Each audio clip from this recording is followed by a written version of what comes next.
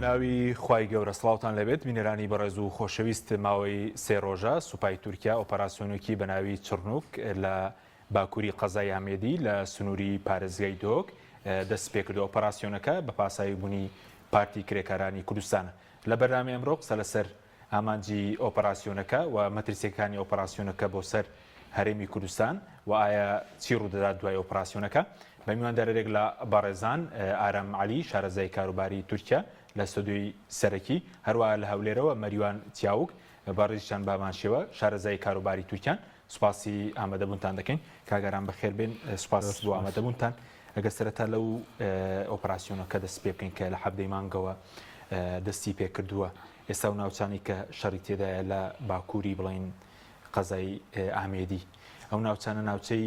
ستراتیژین بۆ چەم جارە ئۆپەراسیۆنەکە لەوێ دوای دینە سەر هەدەفی ئۆپەراسیۆنەکەش؟ بەڵێ بەنای خۆی بەخشندۆ میهرەبان. دیارە ئەم ئۆپەراسیۆنە درێژکراوەی کۆمەڵێک ئۆپەراسیۆنی دیکەیە ئەم ساڵ و لە چەند ساڵی ڕابردوودا سوپای تورکیا کردوێتە سەر هەرێمی کوردستان. ڕۆژ بە ڕۆژ زیاتر دێتە پێش، ینی سەرەتا لە سنوورەکانەوە ئەمڕۆکە مەسەلەن گەیشتۆتە مەتین قوڵاییە، بەڵام پێشتر کێستا یان سەرزێر کە لە سەرەوەتر بوو، ئەمە نزیکی سنوور بوو، بەڵام ئێستا مەتین قوڵایی زیاترە، گارە قوڵایی زیاترە، زاب بە هەمان شێوە ئەوها بەو شێوەیە دێ بەو حدودە بەو سنوورە دێساکە دەرەکەوێ بڵین بەس ناوچەی ناوچێکی استراتیژی ئێستا و ناوچانێکە شەڕ تێدایەوە کوێ دەگرێتەوە بە دڵنیاییەوە. ئەو ناوچانە ناوچەی زۆر استراتیژیان ئێستا لە مەتینە لە ئاواشینە لە زاپە شوێنی دیکەشی بردومان کردووە، ئەمانە لەوێندرێ لەو بڕواایەدام ئینزاری کردووە. دەیەوێت ئەمە نییە بەتەنیا بڵێ لە پەکەکە دەشتی لە زۆرە بابەتە ڕێبایە دادنەوە دەمێنێتەوە هەنگاو بە هەنگاو ئەوها پشتی خۆشی قایم دەکا هەتا وەکو دەگاتە ئاواشین و ئەوانەیە، ینی شوێنێکی زۆر استراتیژی دەگرێ لە هەرێمی کوردستاندا. بەس خۆی لەڕێی بڵێ هێلیکۆپتەر و ئەوانەوە دابەزیونەوە نیە ئۆپەراسیۆنی وشکانی بێ؟ بەڵێ ڕاستە لە هەلیکۆپتەرەوە، بەڵام خۆی هێزێکی زۆری لە هەرێمی کوردستانیش هەیە، دەشی لە زێهەیەتی لە بامەڕنە هەیەتی لە مەتینە لە باشێقە هەیەتی لە کۆمەڵێکی زۆر هێزی هەیە. ئەو هێزانە هەم تانکە هەم تۆپە هەم ژی پیادەیە. ئەو هێزانە سەربازی ئێستا لە سنووری هەرێمەوە پێشکەشی ئەو ئۆپەراسیۆنانە دەکرێت مەبەستم خودی تورکیا ئەو بنکانەی کە لە سنووری هەرێم هەیەتی، چونکە پێشتر بازلەوەکان نزیکەی 37 بنکە پێش سەرۆکاتی کۆماری تورکیا بڵاوی کردبەوە کە لە سنووری هەرێمی کوردستان 37 بنکەی هەیە، بنکەی سەربازی. بەڵێ کۆمەڵێکی زۆری هەیە، ئەوانش هێزی تێدا زۆرە، ئاشکراشە، ینی شتێک نییە شاراوە بێ. ئەم شوێت ئەمە لە دەرەوە لە ناو شارەکانیشدا یارە بنکەی میت هەیە، ناو شارەکان بەڵێ بێگومان هەیە ئەوەی کە باس دەکرێت لە هەموو ڕوویەکەوە، ینی دەستیان ناوەتە ناو هەرێمی کوردستان. هاتوونەتە قوڵایی هەرێمی کوردستانە؟ بەڵێ ئەمە قوڵاییە، ینی ئێستاکە گارە لەو بڕواایەدام بزەبت نازانم، بەڵام بەلایەنی کەم 30 تا 40 کیلۆمەتر دوورە لە سنووری تورکیاوە، لە سنووری باکووری کوردستانەوە. ئاباشین بە هەمان شێوە ئەوە دوورە، ینی ئەتا دوایی کە بۆ خوا کوورک دێ زانی، ینی ئەمانە کە ئیشارەتان پێداوە ئەمە مەتینەش بە هەمان شێوە، ینی ئەگەر بە شێوەیەکی ئاسمانی جەوی حیسابیکەین بەدەیان کیلۆمەتر دوورن. باش گارە بەسەر بەڵێ فەرموو باسی گارەت کرد. بەڵێ گارە لە پشت مەتینایە هەر بزەبت دەکەوێتە نزیکی بامەڕنێ. بەزۆ کوپەکەکەش لەو ناوچە سنووریانە ئێسەکرد لە نەخشەکە دەرکەوتووە، بڵین لە پێنجوێنەوە تا حاجی عومەرە لە سنووری ئێران هەیە، بە هەمان شێوەش دوایی لەگەڵ تورکی بڵین سنووری هەرێمی کوردستان لەگەڵ تورکیا لە هەموو ناو سنووریەکە دواییش لەگەڵ بەشێکی سنووری هەرێمی کوردستان و ڕۆژاوی کوردستان بوونی هەیە. ڕاستە بەڵێ بوونیان هەیە، بە درێژایی ئەمە بوونیان هەیە، هەنگاو بە هەنگاو هاتوونەتە پێشەوە. دیارە هەنگاو بە هەنگاویش تورکیا بە دوای خۆیدا ڕادەکێشێ کە هاتووە وا دەکە، ینی تورکیا بە هەنجەتی ئەوان دێتە ئەو ناوچەیە. جا ئێستا کە تورکیا بڕوای من لە ئۆپەراسیۆنە جگەرێک دواترێک دێنە سەر ئامانجەکانی چییە، بەڵام لە ڕووی ئەسکەریەوە دەیەوێ لەو بڕوایەدام کە دابڕانێک بکە لە نێوان ڕۆژ ئاوا و لە نێوان باشووری کوردستاندا، لەوانەیە بیەوێ منتیقەی ئەوەی سنجار شنگار و ئەوانە شنگار و ئەوانش کە تێدایە لەبەرەوەی ئەندە کێزی تێدایە دای ببڕێ سووریا لە عێراق دابڕانێک دەوێندەرەدا بکە هێزەکانە چۆن لە بەعشقەهان هێزەکانی ببمەنە شنگال یان حکوومەتی عێراق هێزی عێراقی سەربازی عێراقی شنگال ببڕێ بۆ ئەو ڕێگە هاتوچۆ نەمێنێ باش ئەگەر هاوکارە من بڵێن گرافیکەکە بخەنە سەر شاشە بە تاوەتی بەڵێ بەس کاک ئارام سەبارەت بۆ ئێستا ئەو بڵێن کە ئێستا لەسەر ئەگەر بکرێتە سەر شاشەکە ئەگەر بڵێن ئەو ئۆپراسسیۆنی کە دروست بووە ئێستا بڵێن پاڵی پێوە دەنێت بۆ خوارەوە بۆ پەکەکە بڵێن لەو ناوچە ئامانجەکە چییە؟ بەڵێ ئامانجەکە ئەوەیە بەڕای من شاشەکەش دەردەکەی بەڵێ هەنگاو بە هەنگاو بێتە پێش هەنگاو بە هەنگاو بێتە پێش و ڕۆژ ئاوا و باشووری کوردستان لە یەکتردا ببڕێ بەوەی کە دوێنێ عینە لە هەمان کاتدا لە شنگاریش سوپای عێراق لەگەڵ گوانە هێزی ئێزید خان و ئەوانە لێکگیر بوونە بۆتە شەڕەتەقە بۆ ئەوەی هێزی عێراقی یان هێزی تورکی لە شنگال جێگیر بکرێ ئەو کاتە دەتوانن کە سنجار بگڕن زۆر استراتیژیە لە یەکتری دادەبڕن شنگال جای سنجار زۆر استراتیژیە زۆر شوێنێکی استراتیژی بەزی ئێستا و ناوچانی کە شەڕی تێدا ئاڤەشین زاب گارە مەتینە لە سنووری پارێزگای دۆکە نزیکشە لە سنووری هێزی پێشمەرگەوەیە بڵێن هاو سنوورە بەڵێ بێگومان من ناوچانم هەموو بینیوە کاتی خۆی لە زمانی شۆڕشتا ناوچەی زۆر سەختن لە ڕووی زۆر شاخ و دڵی زۆری تێدا زۆر ئاسێن ینی ڕێگای هاتوچۆشیان تێدا زۆر کەمە بۆیە منتیقی زۆر استراتیژین و زۆر شاخی بەرزن دۆڵەکانیان زۆر قوڵە زۆر ئاسێن بۆیە دەتواندێ ینی شەڕی زۆری تێدا بکری کۆنتترۆلکردنی ئەم ناوچانە تۆزێک زەحمەتە ینی بۆ تورکیا بەڵێ بێگومان ئەوها ئاسان نییە سپاس دەکەم دەگرم وڵات دۆ لەسەر ئاماجە قسە دەکەین ئەگەر بچینێ هەولێر لای کاک مەریوان کاک مەریوان سوپاس بۆ ئامادەبوونت دەمەوێت سەرنجی بەڕێسی بزان بەسەر ئۆپەراسیۆنەکە زۆر قسە لەسەر و دەکرایە ئۆپەراسیۆنەکە باگەداری بڵێن حکوومەتی عێراق و هەتا هەرێمی کوردستانی شاو ئۆپەراسیۆن هەرێمی کوردستان لە یاگادارە؟ بەڵێ لەسەرتا سلام علیکم پیرۆزباوی ڕەمەزان لە هەموو مسلمانان بەگشتی و کوردستانی بە تایبەتی بەڵێ طبعا ئەو ئۆپەراسیۆنم باگەداری ئەمریکا بوو باگەداری حکوومەتی کوردستان بووە باگەداری حکوومەتی عراقی بووە دوایە جگەلەوەش ئەو ئۆپەراسیۆن تەنها لە کوردستانی عراق نەبووە لە باکووری سوورێش بووە هەروە وەکو مامۆستا باسی کرد لە سینجاریش بووە وەکو بۆ زانیایتەن طبعا ئەو ئۆپەراسیۆنم ئێمە کە وەکو لە ئیعلام جومالی بوو بەس تەنها لەو شوێنانە نییە نەخێر لە ئەوە لە دوێنێ شەو لە مەخموریش ئۆپەراسیۆنە بە فڕۆکەی زەنجی تورکیا دەوروبەری مەخموریش لیداوە بەڵام وەکو ئیعلام کەس باسی نەکردووە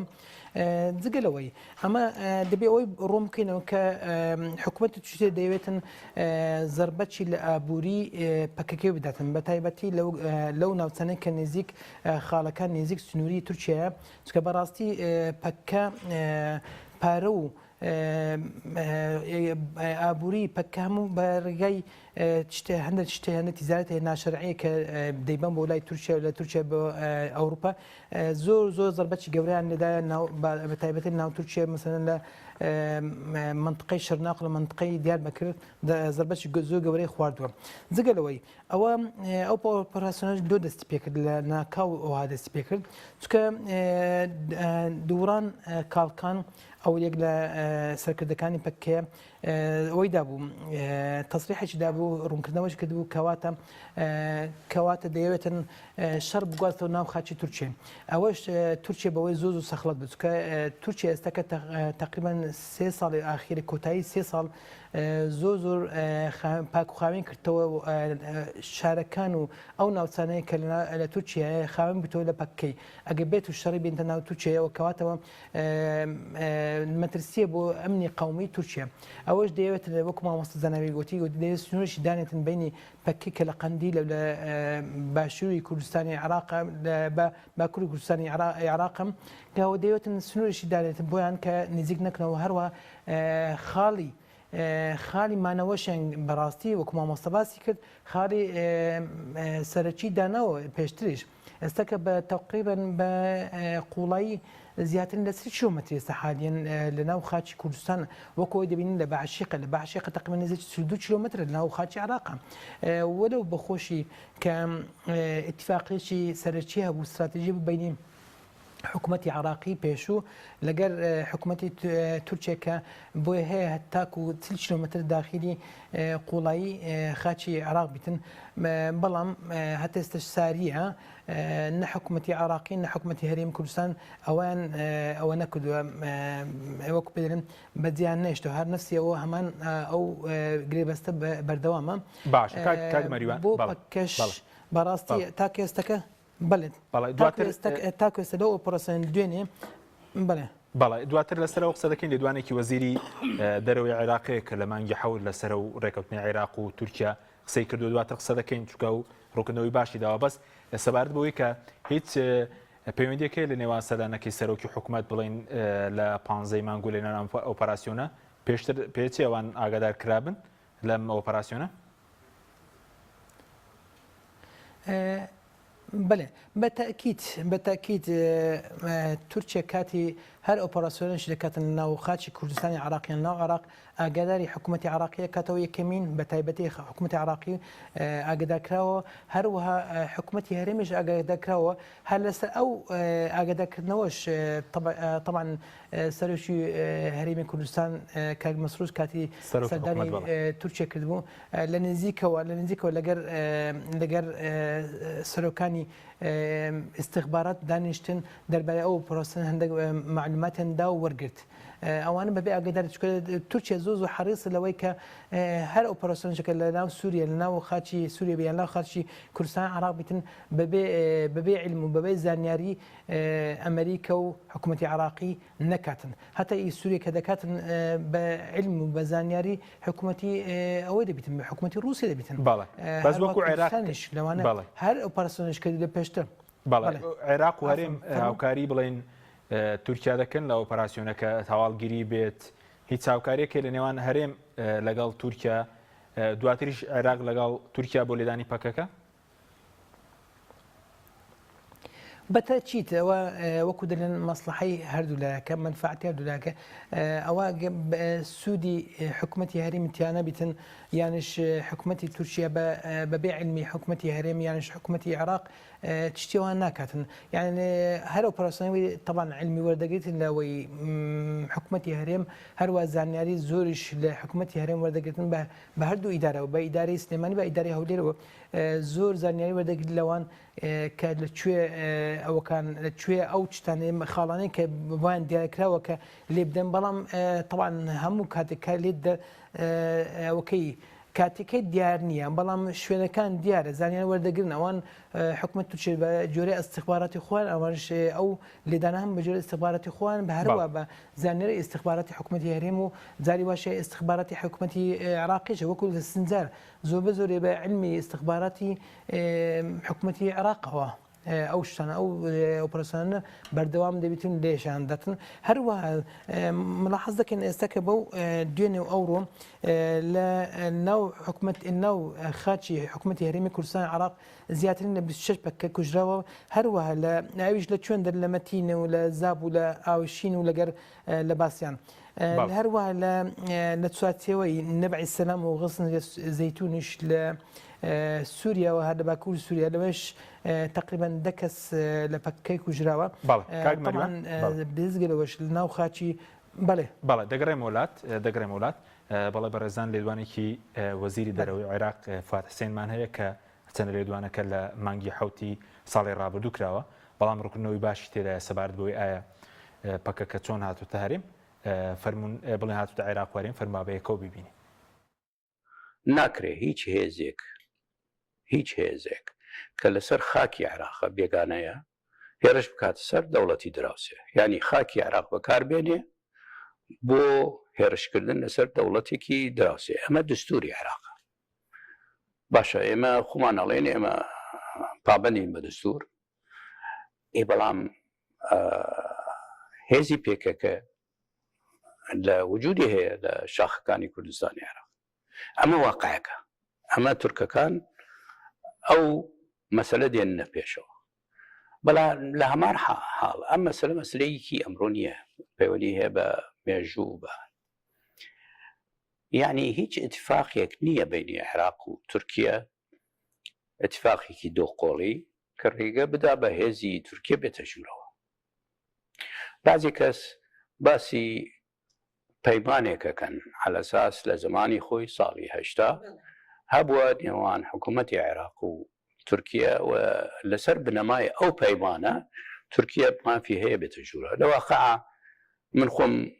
ئەو مەسەلە دراست کرد و ئەبیرم نە پەیمان هەیە مەحزەرێکی کۆبوونەوەیە نێوان تارق عەزیز ئەو وەختە وەزیری دەرەوە بووە لەگەڵ وەزیری دەرەوەی تورکیا ئەو وەختە ئەو مەحزەرە باسی ئەوەکە کە هێزی عسکەری تورکی حەقی هەیە بچێتەوە ناو خاکی عێراق بۆ 5 کیلومتر لەوە زیاتر نا و 72 ساعت لەوێ بمێنێ و دوایی بکێشنەوە و پێش بڕۆنە ناو خاکی عێراق پێویستە حکوومەتی بەغدای ئەو وەختە تەوان ئاگدار بێ لە هاتنی هێزی لەشکری تورکی و ئەم مەحزەر جەلسە کە هەیە بۆ ماوە 1 ساڵە ینی ساڵەکە تەواوە ئێمە باسی کەیەکەین باسی ساڵی هەشتا ئەمە دیژی کێ بووە ئەو وەختە پێکەکە هەر نەبوو پێکەکە وەکو تەنزیمی سیاسی هەبوو پێکەکە شەڕی چەکداری لە 1984 ئەعلان کرد ئەو وەختە پێشمەرگەی پارتی دیموکراتی کوردستان لەوێ بوو ئەمە زودی کوردی عێراق بووە ئەسڵەن بە هاوکاری بێ ئەو مەحزەرە هەیە هیچی تر نییە ئیزەن معنای ئەوەیە ئەم مەسەلە نابێ بەم شێوە هەڵبێ پێویستە لەگەڵ تورکیا دانیشتن هەبێ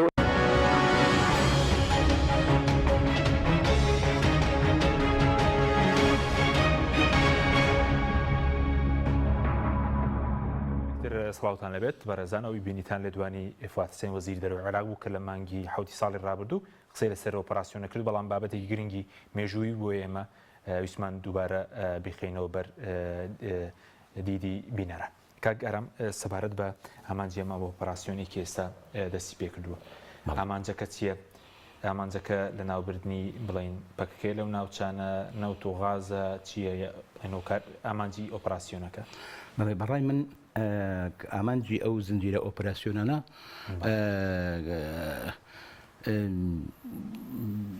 جێبەجێکردنی پرۆژەی ویلایەتی مووسڵە لە هەرێمی کوردستان و عێراقدا و لە ڕۆژاوای کوردستانی جێبەجێکردنی ویلایەتی حەلەبە دیارە ساڵی 2023 دۆزان تەواو دەبێت 100 ساڵ بەسەر دۆزاندا تێپەڕ دەبێت ڕێکەوتنامەی دۆزان خۆیان باستەوە دەکەن کە هەم لە ئاو هەم لە وشکانی هەم لە دەریا دەیانەوێت بچێنەوە ئەو سنوورانەی کا پێش دۆزان دەژێت دەستیاندا بوو مەسلەی پرۆژەی ویلایەتی مووسڵیش لە ئیدارەی تورکیدا دەمێکی درێژە کاری لەسەر دەکرێت بە ئاشکرا قسەشی لەسەر دەکەن بۆیە مەسلەکە بەڕاستیش ڕاستە پەکەکە لە ناوچانەدا هەیە بەڵام پەکەکەش نەبا لەو بڕواایەدام تورکیا لەو قۆناغی ئێستادا ئەم ئۆپەراسیۆنانە دەکرد بۆ ئەوەی دەست بەسەر هەرێمی کوردستاندا بگرێت بۆ ئەوەی پرۆژەی ویلایەتی مووسڵ جێبەجێ بکە چی لە پرۆژەی ویلایەتی مووسڵ کوێ لە خۆ دەکرێت خۆی هەولێرە مووسڵە کەرکووکە ئەو ناوەنە هەموو ویلایەتی مووسڵە دیارە لە ساڵی ڕابردوو ئەم ساڵیش وەزیری ناوخۆی تورکیا باسەوە دەکات لە شەرنەخ دەڵێ زۆری نەماوە کە لێرەوە بە پێ بچین بۆ سووریا و بۆ عێراق بە پێ بچین بۆ سووریا و بۆ عێراق یعنی سنوور نییە سیادە نییە ئەویش بەشێکە لە ئێمە زۆری نەماوە کە ئێمە بەدەست بەسەر ئەوانەدا هەموو بگرین لە ڕووی سیاسیەوە لە ڕووی استراتیژیەوە ئەمە جێبەجێکردنی پرۆژەی ویلایەتی مووسڵە دیارە بەڕاستیش تورکیا تاوەکو ئێستا کەش کیانێکی کوردی قبوڵ ناکە هەم لە ڕۆژاوە هەمدا لە باشووری کوردستاندا قبوڵی نییە بۆ نمونە مەسەرەن ناوی کوردستانیشی قبوڵ نییە دوێنێ پێرە بوو خەڵوسی ئاکار کە ئێستا کە وەزیری بەرگری تورکیا سەرپەرشتی ئۆپەراسیۆنە دەکا دەڵێت شتێک نییە لە دنیادا بە ناوی کوردستان لە دنیادا شتێک نییە بە ناوی کوردستان خاچێک نییە بە ناوی کوردستان باشە مانای چییە مانای ئێمە قبوڵمان نییە شتێکە بێ بە ناوی کوردستان بۆنی مامەڵە لەگەڵ حکوومەتی تو جۆرە مامەڵەیەکە لەگەڵ حکوومەتی هەرێم ینی مامەڵەیەکی ڕسمی نییە لەگەڵ حکوومەتی هەرێم مامەڵەیەکی تابع و مەتبوعە جێردەستەیە یعنی بەڵێ تقریبا بۆ شێوەیە بەداخەوە جا ئێمە بیرکردنەوەیەک و لێکدانەوەیەکی عقلانە نییە تێگەیشتنێکی عقلانە نییە ئەگە بڵێن تورکیا بە تەنیا ئامانجی پەکەکەیە لەو ناوچانە دووری خاتەوە و ناوچەیەکی تامپۆن دروستکە لە سنوورەکەی خۆیدا و یان مەسەلەی هەڵبژاردنە ساڵی داهاتوو هەڵبژاردن هەیە بە پێچەوانەوە لەو قۆناغەی هەستیارەی کە خۆڕەڵاتی ناوەڕاست پێیدا تێپەڕ دەبێ جارێکی دیکە کە ئەگەری هەیە لە کاتێکی نزیکدا دووبارە دیزایانی سنووری وڵاتەکان بکرێتەوە ئیناوچەکە بکرێتەوە بە تایبەتی خۆڕەڵاتی ناوەڕە دەزین ئەمڕۆکە لە شەڕێکی گەورەدایە لە یێمەنە لە لیبیایە لە سووریایە لە عێراقدا هەمووی کێشەی زۆر گەورەی تێدا هەیە بۆ ئەوەی کە تورکیا قسەی بخوا فرسەتێکی باشیشە بە تایبەتی دوای مەسەلەی ئۆکرانیا زۆر گرنگە یعنی مەسەلەی رووسیا ئۆکرانیا تورکی دەستی تورکای واڵاتر کرد و وای کرد کە هەم رووسیا هەم ئەمریکا زیاتر گرۆپی سەوز بۆ تورکیا هەڵ بکەن بۆ ئەوەی ئەو بەرنامەی خۆی جێبەجێ بکە تورکیا زۆر شارەزایە تاوەکو ئێستاکە دەم کارەندادا چۆن ئیستیغلالی ئەو تەوقیت دەکا بۆیە بەڕاستیش ئامانجی سەرەکی و استراتیژی تورکیا مەسەلەی مووسڵە باش بەس وتە ویلایەتی مووسڵ بە پێی قسەی جاناوە دوێ کەرکووک هەولێر مووسڵ نینەوە بڵێن بەزمە توانین جێبەجێ بکە بەڵێ تاوەکو ئێستاکە بۆ جێبەجێ نەکردووە ینی لە قۆناغی داهاتوودا ئێستا عێراق وەزعی عێراق خۆ دەزانی چۆنە عێراق ئەگەری دابەشبوونی عێراق زۆرە ئەگەری دابشبوونی عێراق زۆرە لە دوای هەڵبژارن تاوە شێشەی زۆر گەورە هەیە لە نێوان سونە شیعە عێراق شێشەی زۆر گەورە هەیە لە سووریا بە هەمان شێوە هەیە بۆیە بە دڵنیاییەوە ئەمانە دەیانوێن دەو ناوچانە دابن هێزیشان هەبێ لە داهاتوودا بۆ ئەوەی بتوانن دەست بەسەر ئێرەدا بگرن ئەمە یەک بەڕای من بەپێی هەندێک هۆکاری مێژویی و استراتیژی لە سەدەی 21دا لە دوای ئەو گۆڕانکاریانە کە باوەڕ دەکەم لە چەند ساڵی داهاتوودا ئەم دیزاینەی کە من دەڵم بکرێ پێگەی کورد لە خۆڕەڵاتی ناوەڕاستدا پێگەیەکی گرنگ دەبێ جا ئەمانە دەیانەوێ یەکەم کورد ئەم پێگەیە نەبێ باشە ئەم زمینەیە ئەم فرسەتە لەبار ببەن کورد هیچ بەدەست نێنێ هەم هەرێمیش نەمێنێ حکوومەتی هەرێمی کوردستان و هەرێمی کوردستان نەمێنێ هەمیش ڕۆژاوای کوردستانیش نەمێنێ کار لەسەر ئەمە دەکەن زۆر بە ئاشکرا کار لەسەر دەکەن حکوومەتی هەرێمیش نەمێنێ بێگومان بەڕای من کار لەسەر ئەمە دەکەن ئیدارەی تورکیا ئێستاکە ئەگەر بشمێنێ ئیدارەیەکی سەر بەخۆی بێ خەڵکانێکی سەر بەخۆی بێ بە هەموو شێوەیەک سەر بە تورکیا بڵێ یا ئەمنی قومی تورکیا بپارێزن و لەجێ دەسەڵاتی تورکیادا بجوڵێنەوە حرەکەت بکەن ئەگەر بش بێ بەس بە دڵنیاییەوە ئەمە لەو بڕواایە دانیم یعنی دوجار بۆ تورکیا بچێتە سەر تورکیا ڕەنگە بتوانێت ئەم پرۆژەیەکی جێبەجێ بکە بەڵام بەپێی حیسابە مێژووی و استراتیژیەکان 2000 تورکیا زەرێکی زۆر گەورە دەکا زەرێکی زۆر گەورە دەکە ینی ناتوانێت بمێنێتەوە لە ناوچانەدا چونکە ئەمە پێچەوانەی مێژووە پێچەوانەی کۆمەڵێک حقائقی تاریخی زۆر گەورەیە کە کاتی ئەوە نەماوە ئیتر کە ئێمە دەزانین ئەو گۆڕانکاریە گەورەی ئێستاکە لە دنیادا ڕوودەدا بۆ نمونە سیستەمی جیهانی وەکو پێشوو نەماوە تاگەمسەری نەماوە سیستەمی جیهانی هەڵوەشاوەتەوە سیستەمی ئیقلیمی هەڵوەشاوەتەوە تەوازونی هێز گۆڕاوە تورکیا دەیەوێت سوود دەوە وەربگرێ پرۆژەکانی جێبەجێ بکە بەڵام 2000 ڕەنگە بتوانێت جێبەجێکە بەڵام زەرێکی زۆر گەورە بە برایەتی کورد و تورک و گەڵانی ناوچەکە دەگەێنێ بەردەوام بێ لەسەر ئەمە دەکەم کاک مەریوان ئەی بۆ چوونی جەناب چییە پێ دوایە ئامانجی ئۆپەراسیۆنەکە چییە هیچ پەیوەندێکی بە نەوت و غاز و ویلایەتی مسڵ و ئەوانەوە هەیە یاخود ئامانجەکە چییە ئەوەی کە ئێستا یاخود پەیوەندی بە هەڵبژاردننی دەتوانێت چەندە کاگەرام دەڵێ هەڵبژاردننی داهاتووی تورکیا هەڵبژاردننی گشتی سەرۆکایەتی کە مانگی 6 ساڵی داهاتوو دەکرێت هیچ پەیوەندێکی بەوە هەیە بەڵێ طبعا ئەو ئۆپەراسیۆنە یەک لە گرنگترین خاڵەکانی ئۆپەراسیۆنە لێدانی ئابووری پەککەیە یەک لەوانە دووەمینیش پەککە خۆیان بۆ حازر کرد بوو بۆ لێدانی لە بۆڕێکانی غاز ئەوی ئێستاکە حالێن دروست دەکرێت سەمزماڵەوە بۆ هەولێر لە هەولێرە بەناو خاچی دۆک بۆ تووچە دەڕواتن چکە رووسیا لەگە ئیران زۆر زەرمەند دەبن لەو بۆڕێک کە دروست دەکرد لەو هێڵەی کە لە چەند سەماڵەوە بە هەماهەنگی یەکێتی و پارتی و تورکیا بۆ تورکیا دەبن ئەو خەتای بۆڕێ کە ناوی کۆمپانیەکە ناینکای وەری گرتووە ئەو خەتای بکرێتن ئەو هێڵە بکرێتن نەفت دەڕوا ئێستاکە بەڵام غازەکەی حکوومەتی هەرێم بەرەو ئەوروپا دەڕاتن ئەو لەوەش سودمەندی سەرچی تورکیا و حکوومەتی هەرێم دەبێتن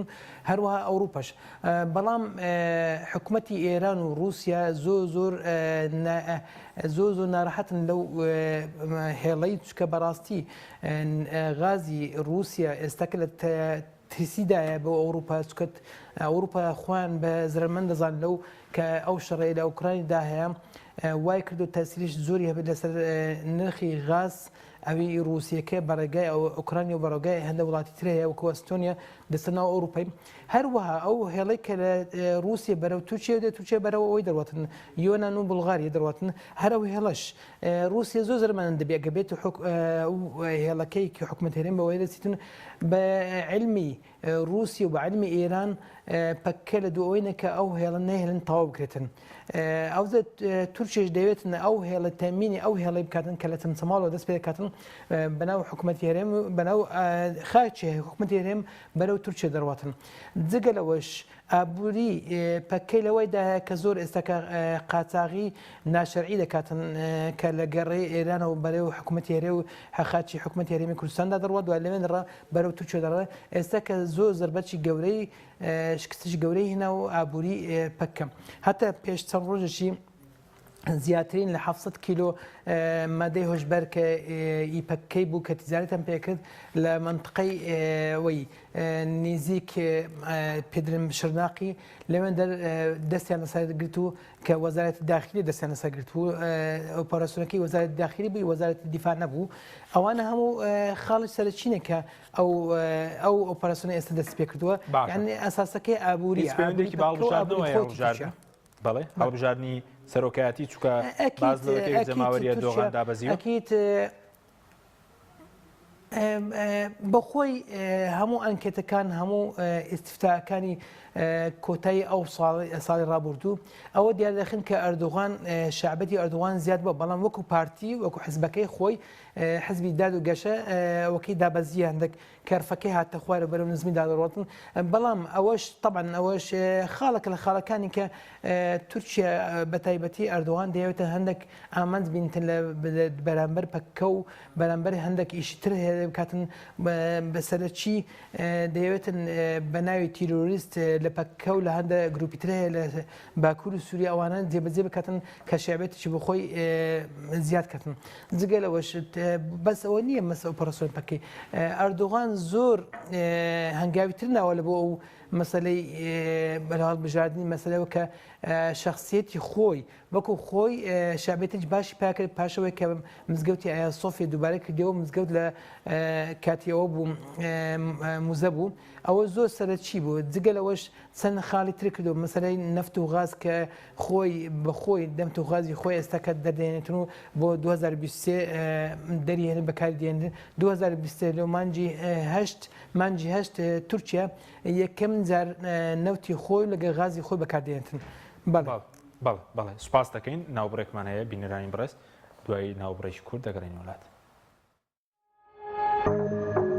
تۆپ ئارت تاکە بریکاری تۆڕی میدیایی کۆمەڵ بۆ بەرهەمهێنان و بڵاوکردنەوەی ڕێکلام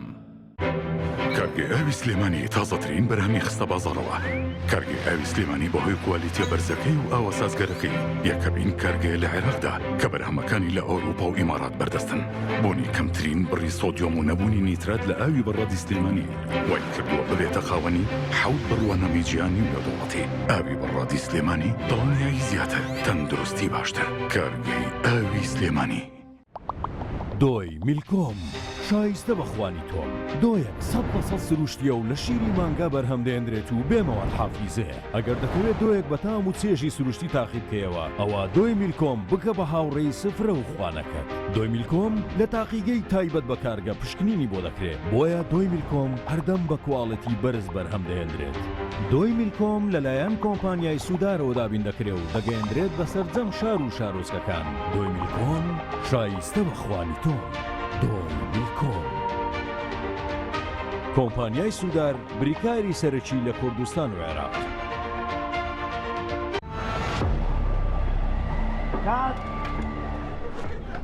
ڕەشەبامەوە ڕەشەبا ئەم پانکەیە چییە بۆ منێنە زۆر گەڕێ لەوە بەهێزترمان دەست نەکەوت نا لەوە بەهێزتریش هەیە لاکێت فیلمی تۆڵی بە سین 5 تێک 2 هەستە بڕۆ و بەرەداگیرسێنە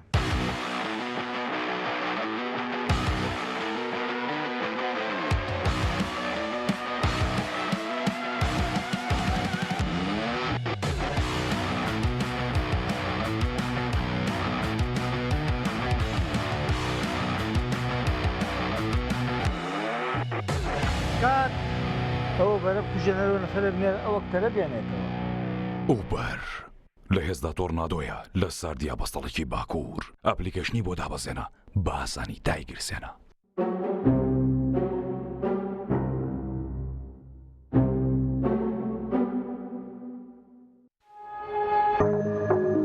تۆپ ئارت تاکە بریکاری تۆڕی میدیایی کۆمەڵ بۆ بەرهەمهێنان و بڵاوکردنەوەی ڕێکلام.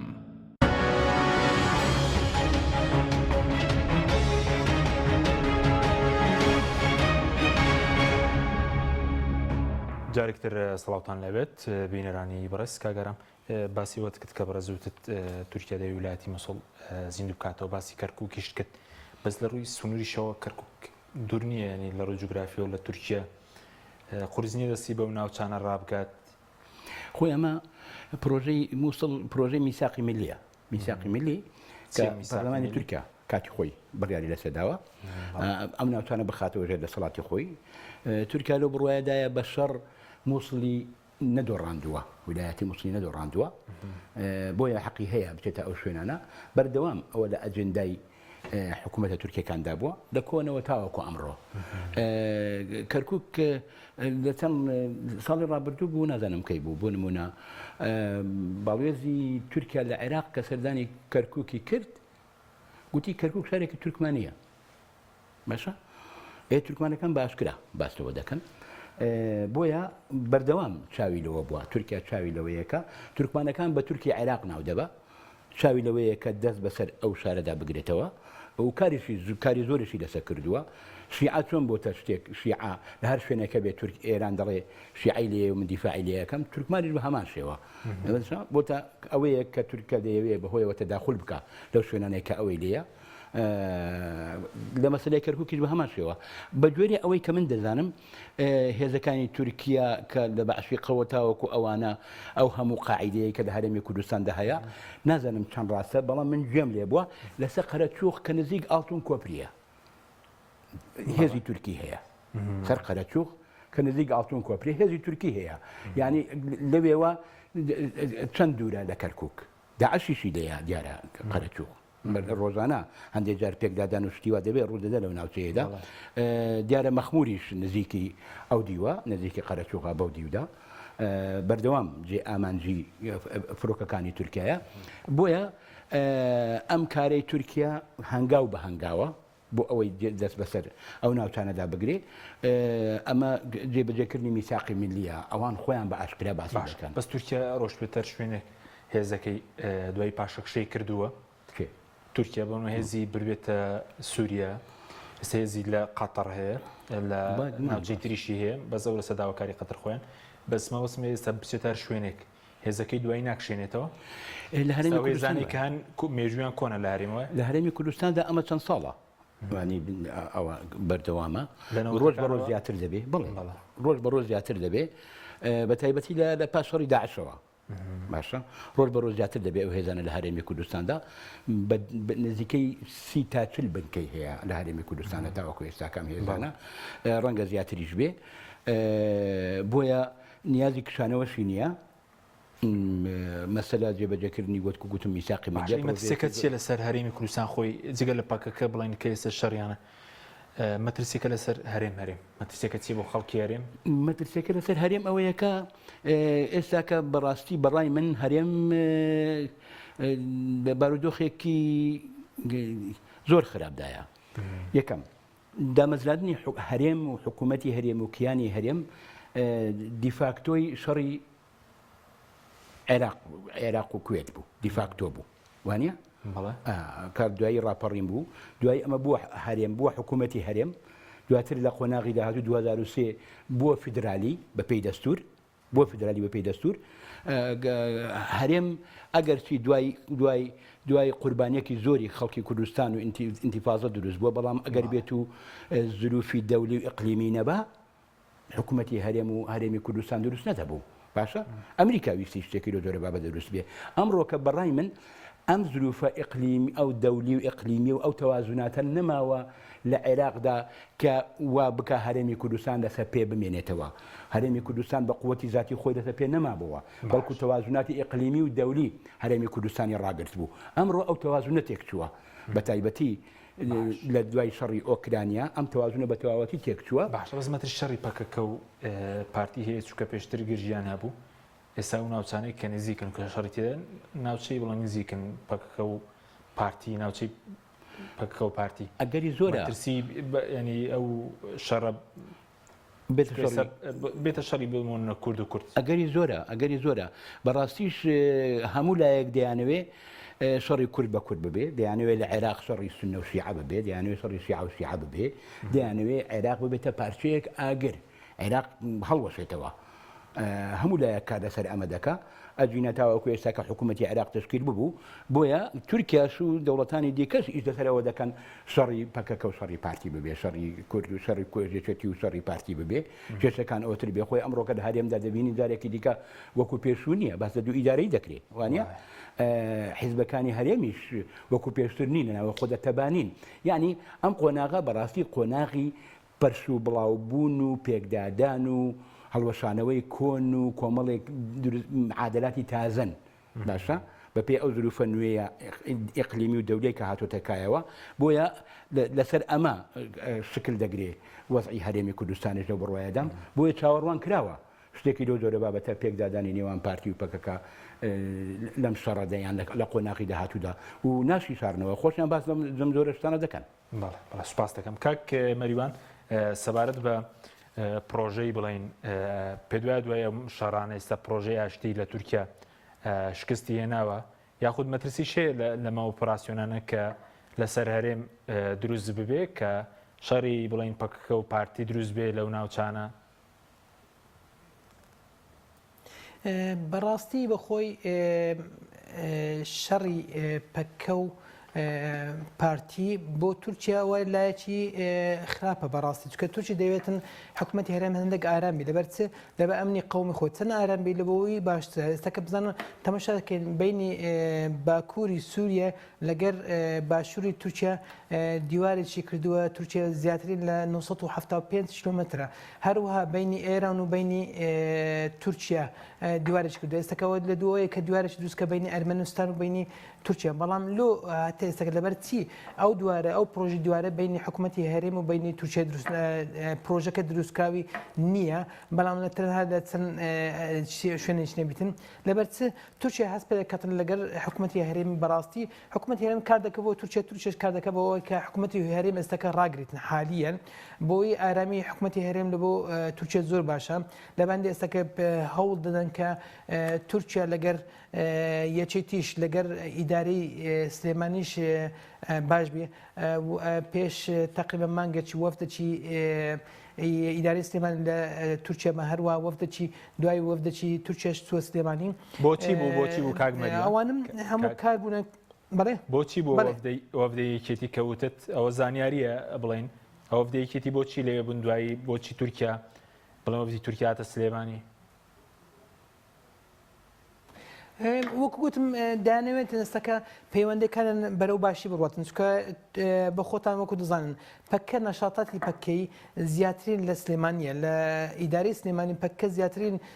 کار دەکاتن بە تایبەتی کاری سوشال میدیا و کاری ئابوووریان زۆر بە زۆری لە سلێمانیەوە لە سلێمان تەوان مەکە سلێمانە دەورە پشت سلێمانی زۆر کاریان نەشاتیان زیاتر لە ئیداری هەولێر و دۆک لەبە هەندێک تورکیاش ئێستا کە حالیان چەند بنکەیەکی بەغیر ڕسمی ئێستاکە لەناو خاچی ئیدارەی سلێمانی دروست بووە بنکەی سەربازینە بنکەی کۆکردنەوەی زانیاری ئیداری سلێمانی بۆ تووچە زۆر گرنگە ئێستا کە چکە بەڕاستی پەکە و بە یارمەتی ئێران و بە یارمەتی طبعا بمانوێنەوە بە یارمەتی رووسیا و ئەمریکاش پەکە نەشاتی گەلێک زۆر بۆ لە سلێمانی ئەوانش دەبێت تووچێ بۆ ئەمنی قومی خۆی دەیەوە ئەو نەشاتاتانی کەم کاتەوە لە سلێمانیلایەن پەکەوە دروست بووە بەڵێ سەبارەت بە بڵین دوایم شەڕە بڵین زاریکە پرۆسی ئاشتی دەست پێ دەکاتەوە لە تورکیا یاخود قورسە دوایەوەی کە بڵین شکستیێنا لە 2013 کە ئۆجەلان پرۆژەیەکی ڕاگەیان دەبوو بەێ 2013 بەڕاستی ئەمە خۆم یەک لەو شخصانم کە لە ئەو شخصانم کە لە ئۆپەراسیۆنی یانیش لە ئاشتی پرۆسی ئاشتیمەش لەگەوان بووم بەڕاستی ئەو کاتی شکستێنە هەرلانی کوردیەکان بوو کە شکستان بۆی هینە بە خۆم چەند زیاترم بولایەنن چەند بولایەنچی ئێستش بۆ ئەردۆغان بە سەریح العیبارە باسی کرد گوتی پرۆژە ئاستی دەبی دەست پێ بکاتەوە پرۆژە ئاشتیش بەڕێی من زۆر گرنگە بۆ کوردستانی تورکیا بۆ باکوور زۆر گرنگە چکە بەو ئاشتی پرۆسی ئاشتی کورد دەتوانێت بە قەڵەم بە دەنگ نەک بە سیلاح مامجلال خوا عافی کە 2009 ببیرم دێ من لەگەوی بووم ئەوتان بۆ بجرمەوە هەندێک چەند ڕۆژنەمەوانی پرسیاریان کە لە مامجلە گوتیان بۆ پەکە لە کوردستان بۆ شەڕەکەن مامجلە گوتی بەڕاستی کاتی ئەوەی شەڕ نەماوە کاتی سیلاح نەماوە ئێستا حکوومەتی هەرێمیش بزانە کوردستانی عراقیش ئێستا کە هەوڵ دەبە بە هەڵبژاردن هەڵبژدە بە سیاست هەڵبژدە هەوڵ دەبە قەڵەم پرۆسی ئاشتی خۆی و پرۆسی حکوومەتی خۆی بەڕێوە باتن هەروەها کوردستانی تورکیاش باکووریش مەفرۆزە وەکو مامجلە وتی مەفرۆزە بە قەڵەم بە ئینتیخابات و بە هەڵبژاردن و بە سیاست کاتی ئەوەی نەمایە من دەست کەمە سیلاح و شەڕ بکەم بەڕاستی پەکە زەرەر زیاترین لە کوردیدا پێشەوە زەرەر لە تورکیا بدە چکە تورکیا هیچ زەرەر پێ ناگاتن ناو خاچی خۆی زەرەرەکە هەن لەمەوە لە کوردستانی عراق و لە کوردستانی خۆتیان و زەرەرەکە لە خۆیان داتن ئاشتیش وەکو گوتمان سەرک ئەردۆغان وتی پرۆسی ئاستی مەفرۆزە دەست بکاتە ئێحتیمالێکی زۆریشی هەیە دوای هەڵبژاردن 2023 دەست پێ بکاتەوە باشە بە زۆر کومەترسی سەر هەرێم ئێستا باز لەوە دەکرێت کاگەرامیش باسی کە دوتی ئۆپراسیۆنانە لەسەر خودی هەرێمی کوردستانیش مەترسی دروست دەکەن مەترسی دروست ناکەن جارێکی تر تورکیا و ێزانەی کە بۆ ئۆپراسیۆنەکە بەکاریان دەهێنێت یاخودە و بنکانەی کە دایناوە پێشتر بە فەرمی ڕاگەنرا بوو 37 بنکەی بڵێن بنکە لە هەرێمە هەیە دەکشێتەوە جارێکترەوە هێزانە یاخود ئەوە بەردەوام لەوێ دەمێنێتەوە وڵی ئەوە طبعاً ئەوە سیاسەتی تورکیا خۆتی تورکیا چۆن بە خۆی هەز بە ئەمانەت بکاتن ئەمنی قومی خۆ کە مەترسی دوورکەتەوە دوور نییە قەپاتکە بەڵام بۆ زانێریش هەتا ئێستاکە تورکیا تەنها 28 بنکەی سەربازی هەیە لەناو حکوومەتی هەرێمی لە کەرکوچیش مامۆستا گوت لە قەرەچۆ ئیقەرەچۆ لە 2013 نەماوە ئیقەرەچۆ 2013 بە خۆم ئاگادارین هەمومان نزیکە وزانی کە داعش لە مەخمور بوو ئەو نەما لەوێندەر نەما چکە لۆ حکوومەتی عراقیش هەروە ئەوێن دەرە پێ ئەوە کرد بوو بە زۆری پێ قەپات کرد بوو ئێستا تەنها 28 بنکەی هەیە سەربازی بۆ ئەو بنکانش طبعا تورکیا هەتا هەست بە ئەمان نەکاتن ناکشێتەوە زۆر زەحمەت ئێستا وەکو دەبینن وڵاتانی زرهێزەکانش وەکو ئەمریکا و ئیتالیا و کۆریا لەناو حکوومەتی هەرێمی کوردستان لەناو مەتاری هەولێرێ بنکە کە گەرتی هەولێر کوردستان بە تایبەتی کوردستان هیچ مەترسیی نییە لە بۆ ئەمریکا لە بۆ ئیتالیا لە بۆ کۆریا بەڵام وەکو ماینەوە و ئەوان ئەمریکا 12 کیلومتری بڕیەوە لەناو حکوومەتی هەرێمی کوردستان بنکەی سەربازیە بەڵام تورکیا سنووری لەگەر سنووری حکوومەتی هەرێمە هەیە و مەترسی خۆی بە مەترسی پەکە بە مەترسی بۆ خۆدانێ لە بەندی ئەو بنکە سەربازانە بۆ ئەمنی قومی خۆدانێ ناتەن لەومەی وا بکەین بڵێن ئەوە بۆچی داینەوە ئەوەش وەکو گوتم ئیتفاقی بینی خۆی بین حکوومەتی عراقی بوو بابێت حکوومەتی چەند جارن وەزیری خارجیش وتیتی بابێت حکوومەتی عراق بێتن با دانیشن دووبارە لەسەر ئەوەی قسە بکەنەسە ئەو خاڵانی کە ئەو مانگرێ بەستەمان کردی لەگەر تورکیا و عراق دەربارەی داخلبوونی خاچی عراق لەلایەن تورکیەوە وتی با لەسەوان دووبارە قسە بکەینەوە گوت چەند خاڵەکەی بۆوان جێبەجێکردن ئەمە لاریمانی لەسەوە بکشێنەوە لەو خاکەی سوپاس دەکەم کات مەریوان کاگەرم کاتمان زۆر کەمەوە بەس سەبارەت بە مەسەلەی ڕێکەوتنی عێراق وەوانە هەچەندە بڵێن گومان لە وەزیر دەرەوەی ئارابووتی ڕێکەوتنێک نییە کاتی خۆی کە کراوێ بەس ئێستا عێراق دەڵێ بە ڕێکەوتنی تورکیا و پەکەکە خۆی پەکەکە هاتوتە ناوچەیە کامیان بڵین خوێندنەوەکە بڵێ خۆی وەکو من گوتم پەکەکە هەبانەبە تورکیا ئەمەی دەکرد بەڕای من پەکەکە بۆتە هەنجەتێک بۆ ڕاکێشانی ئەوان يعني وەکو دەڵێ کەلیمەت حەق ئورید به الباطل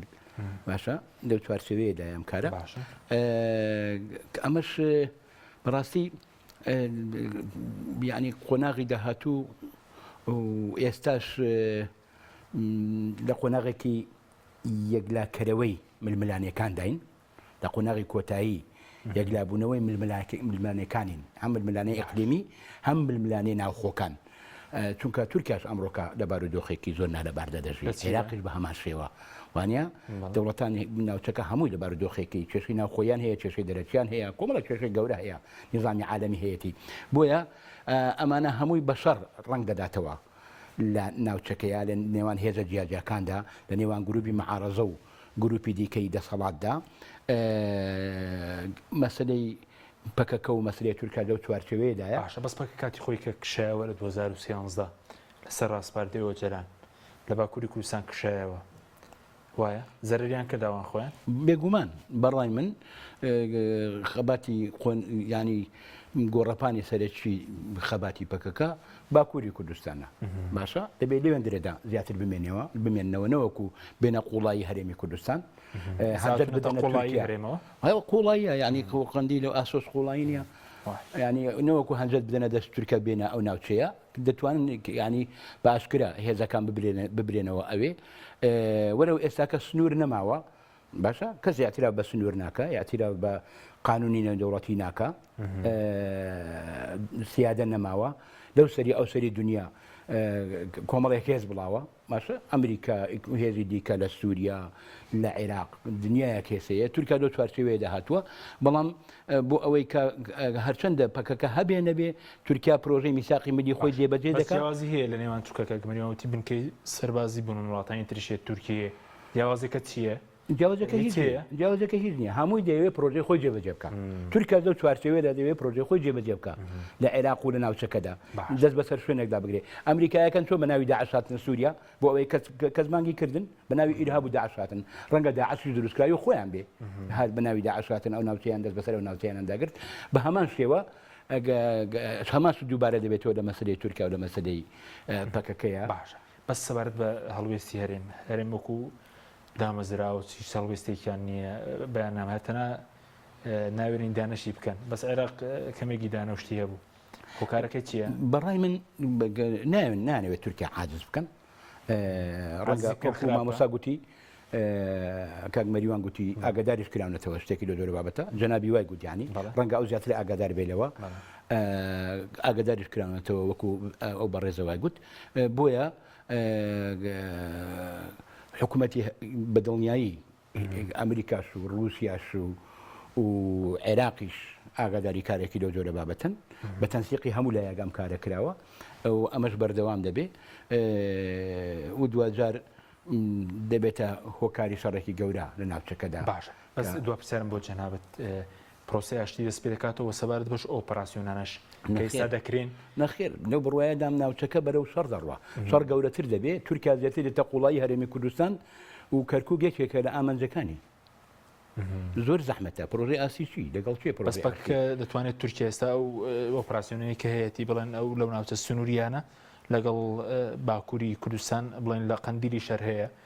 دەتوانێت پەکەکە لەو ناوچانە دەرکات تورکیا توانێت زەحمەتە بتوانێت کارێکی لە جۆرە بابەتە بکات لەبەرەوەی ناوچەکان زۆر ئاسێن زۆر سەختن زۆر ئەوەن لەوانەیە بیانوێ بەرکەناری بکە بەرکەناریان بکە ناتوانێت دەریان بکە بەڵام دوجار ئەمە زەرێکی زۆر دەگەیەنی بەڕاستی بە هەرێم چی بکارین خۆی هەرێم دەبێ خۆی ئامادەکە یعنی ئێستاکە هەرێم بە فعلی لە وەزعێکی زۆر خراپدایە لە ڕووی ئابووری لە ڕووی سیاسی لە ڕۆی کۆمەڵایەتی باشە لە ڕووی دەستوریش تەنە ناش چیە خۆی ئامادەکە بۆ قۆناغی داهاتوو ینی یەکێتی و تەباییەکە بێ هەرێم لەسەر قووەتی خۆی ئەو کێشانەیە کە هەیەی چارەسەری بکە لە ڕووی سیاسی لە ڕووی ئابووری کێشەی خەڵک چارەسەر بکە خۆی ئامادە بکە چونکە بەڕاستی قۆناغێکی زۆر سەخت بەڕێکاوەیە. سوپاسم کاک مەریوان زۆر بە کورتی سەبارەت بەوەی کە بڵێن جگەل لە هەدەپەلایەنە و پۆزیسیۆنەکانی تریش پشتگیری ئەمە ئۆپراسیۆنی تورکیا دەکەن بە کورتی بێ سوپاس دەکەم. بەڵێ جگە لە هەدەپەی طبعا جەهەپەش دژی ئەو ئۆپۆراسیۆنێ چکە بە خۆت زای متفقن لەسەر شتێ بەڵام مەهەپەیە بیک بیرلیک پارتیە هەتا سەعادەتیش ئەوروبیانی ڕوونکردنەوەی گوتی ئەوانە زەربەرکی لەسەر ئابووری ئەوەی بوو پەکەکەی بوو ئەوان لەسەر متفقن لەسەوەی تاقیبن لەبەوە ئەوەش کە مەسەلەی ویلایەتی مووسڵ وەک مامۆستا گوتی لەبەوە کەرکووک بەڵام تورکیا کەی بخۆی ئێستا کار لەسەوەی دەکاتن کە حکوومەتی هەرم و پەکە زەعیف کاتن و حکوومەتی عراقی ئێستاکە لە زەعیفیدایە هەموو لایەنەکانی کە دژی ویلایەتی مووسڵن بە ئەوەی کە تورکیا بە ئەوە چی خۆی دادن بە پرۆژەی گرنگی خۆی دادنێتن ئەوە تورکیا دەوێت هەموو لایەنەکان زەعیف کە کات لایەنەکان زەعیف بوون لاریان نابی یانیش ناچار دەبن لەسەر مەسەلەی ویلایەتی مووسڵێ بە تایبەتی 2023 بەلەوە پرۆژێکی خۆی دادێتن تورکیا لەبەر هەندێ حکوومەتی هەرێم بە خۆی ئەگە بێت و لە ناو خۆی حکوومەتی هەرێم ناو خۆی هەروە لەگەی حکوومەتی عراقی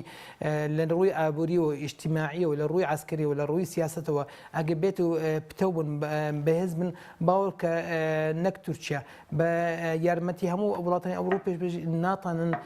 ویلایەتی مووسڵ بە هیچ زۆرێک وەرگرنەوە بەڵام ئێستاکە لە وەزعی سیاسی بە لە هەموو لایەنێکەوە وەزعی عراقی بە کوردستانەوە زۆر لاوازە یعنی زۆر ئاسانە بەڕێی من زۆر ئاسان ساڵش تێگە ویلایەتی مووسڵی داوا بکاتن تورکیا چکەلەوە دەبینی هەموو لایەک زەعیف هەموو لایەک چاوپۆشی لەسەر ئەو مەسەلەی دەکەن ئەوروپا پێشتر معارض بدەسەن تشتێکی وەکو نەفت و گازی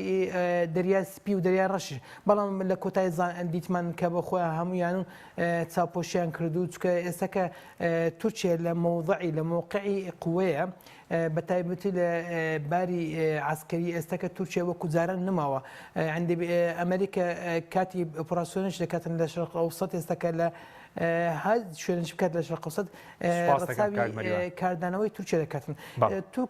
بەڵێ سوپاس دەکەم کاتمان نەما سوپاس بۆ ئامادەبوونت کاک مەریوان جیاوک شارەزای کاروباری تورکیا لە هەولێرەوە هەروە کاک گارەمالی شارەزای کاروباری تورکیا لە سوپاسی ئامادەبوونتان دەکەین سوپاس بۆ ئەوەی بینەرانی مەڕە سوپاس بۆ هاوکاران خواتەمەگەڵ